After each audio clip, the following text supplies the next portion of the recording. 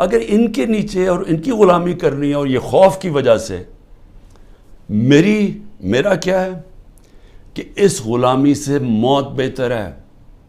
یہ کوئی زندگی نہیں ہے، غلاموں کی کوئی زندگی نہیں ہے. صرف پرواز آزاد لوگوں کی ہے.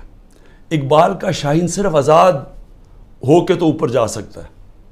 غلام تو غلام رہتے ہیں، جس طرح مولانا رومی نے کہا کہ جب اللہ نے تمہیں پر دیے ہیں کیوں چونٹیوں کی طرح رینگ رہے ہو؟ غلام چونٹیوں کی طرح رینگتے ہیں. تو سب آپ ذہن بنا لیں کہ یہ خوف جو پھیلایا گیا ہے، اور قرآن کی آیت ہے کہ جو لوگ ایمان لے آئے اللہ ان کے خوف دور کر دیتا ہے. یہ ایمان والے لوگوں کو میں کہہ رہا ہوں کہ یہ بالکل آپ نے گھبرانا نہیں ہے. آپ نے کھڑے ہونا ہے. پرامن احتجاج آپ کا حق ہے.